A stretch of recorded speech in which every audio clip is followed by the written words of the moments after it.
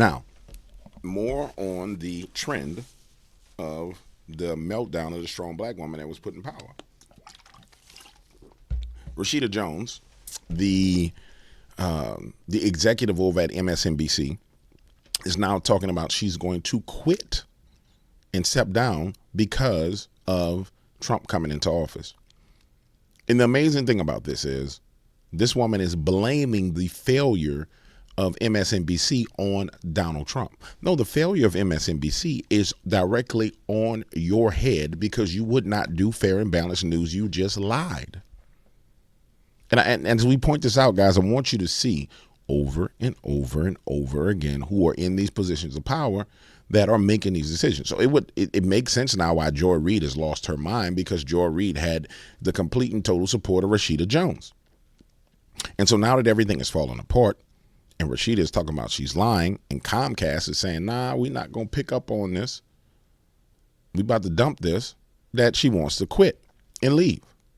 And even it's reported that, watch this, infighting intensifies at MSNBC, with the network's president, Rashida Jones, expressing to colleagues her plans to resign after Trump inauguration. Jones expressed discontent with Comcast executives who she accused of attempting to normalize Trump by pushing more balanced coverage of his presidency once he takes the oath of office. So she's quitting because the executives at this news channel at NBC or Comcast is saying, no. You've been doing this for 8 years and none of it's worked. And we're not going to do this anymore. So she threatens to quit. You know, the definition of insanity is doing the same damn thing over and over and over and over again. You are insane if you keep doing the same thing, getting the same negative result over and over and over again.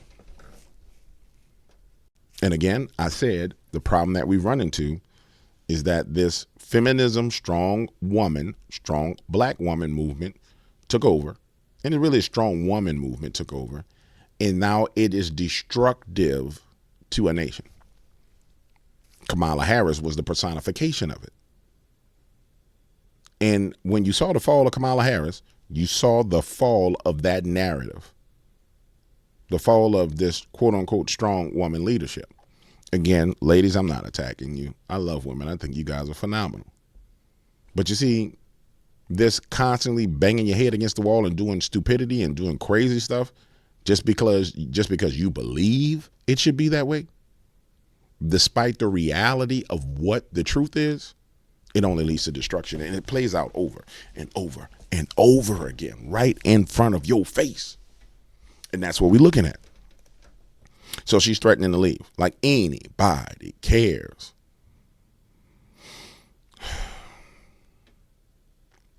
Sassy girl in Cali says, so it's I am Rashida Jones that has destroyed the network. Good riddance. I mean, it's clear. It's obvious that that's what it is. Now, why did she come out and make this announcement? And I'm going to tell you why. Because she came out to make the announcement because she's hoping that people will come out and cry racism. Oh, they're trying to get rid of a black woman executive, a strong black woman. The same thing that this Hayard girl has done. It's the same thing. It's somebody needs to cry out racism on your behalf. Well, at the end of the day, shorty, it's about dollars, money talk, and BS walk. And you are losing. And you have lost. And the product is clear. I mean, hold on. Let me show y'all the product that she's created. Because in television, you're creating a product and you're trying to sell that product, which is those talk show hosts, to the public. Now watch. Look how unsensible this is. This is the product that's on television right now. 4 hours ago, this is her product that she's selling to the public. And I want you to listen to this argument of the product, the person that's her spokesman. This is the product. Watch. Listen to this argument. But let's bring you back to the U.S. and to our local gangster, Donald Trump. He's not even president yet, and he's already spending his time sitting in his golden palace, Mar-a-Lago, muscling other countries like he's Tony Soprano with a social media site.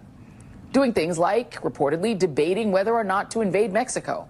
threatening BRICS countries, Brazil, Russia, India, China, and South Africa, with 100% tariffs if they don't commit to trading in dollars and not their own currencies. Demanding Hamas release all hostages being held in Gaza before his inauguration, or there will be, quote, all hell to pay in the Middle East. But let's bring you back to... All right. So, our president-elect threatens BRICS with tariffs, threatens Mexico and Canada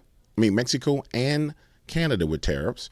The leadership responds. It's good for the American people. They say they're going to stop immigration and drugs and illegal immigration and drugs. Trudeau comes to Mar-a-Lago, kisses the ring. Trump slaps him upside his head. The Mexican president, whatever her first name is, she bows down.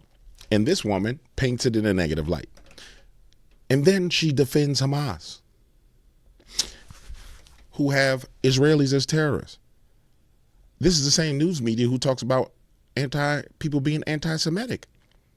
But if you defending Hamas, wouldn't that be anti-Semitic? And you're saying he's wrong for telling Hamas that if you don't release those terrorists, I'm going to blow you to hell? This is the product. This is the product that she's selling. And it's a failing product. And the results are in, ladies and gentlemen. It's a failure. It ain't got nothing to do with her skin color. It's got to do with her intellect. She is a failure. This woman right here is a failure. And they won't make it about race. She's a failure. Period. That's all it boils down to. She failed. It ain't about race. It ain't about skin color. She's a failure. This one right here, failure. Watch this. Breaking. The National Black Church Initiative, which represents 28 million black Americans, issued a letter demanding MSNBC fire Al Sharpton and investigate the payments Kamala Harris made to his civil rights organization. For many ministers, this type of action puts a moral stain on the integrity of the black church. The Reverend Al Sharpton needs to fully disclose the nature of the $500,000, why it was given and received, and for what purpose it reads. Where are the receipts? And did Reverend Al Sharpton receive any funds? And if so, what was the purpose of it? Failure. And he's an MSNBC host. Failure. And it's overwhelming that they failed. It's on all points. And this is what they're selling right now. They're selling that the destruction that will come from this move, ladies and gentlemen, the move to pardon Fauci, Liz Cheney, and all the rest of these criminals, the failure it will be the complete and total destruction of Comcast, not just CNN, of Comcast itself, for them to push for a pardon of people like Liz Cheney and Fauci. I think, Paul Rosenzweig, we talked about this a little bit last night. He makes a point that setting even the non-criminality of all these actors, there's what they would face without being convicted of anything, just by virtue of not being pardoned and therefore in Trump's crosshairs as a potential target. And I'll read you, Michelle, some of Paul's writing on this.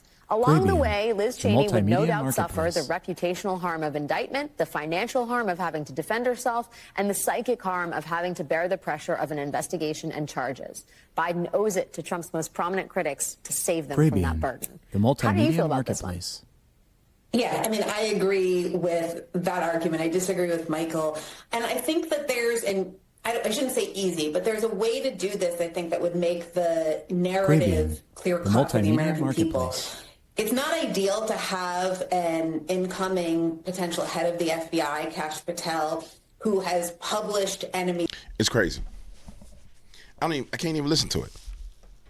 So because Donald Trump is coming in office and they are afraid, and this is MSNBC selling this. Now understand, their ratings are crashing.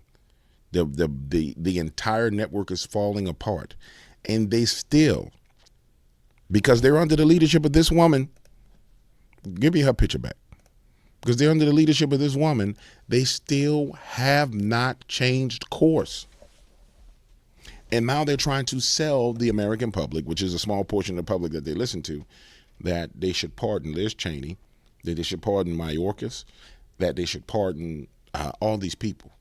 The simple fact that they need a pardon means that they did something wrong.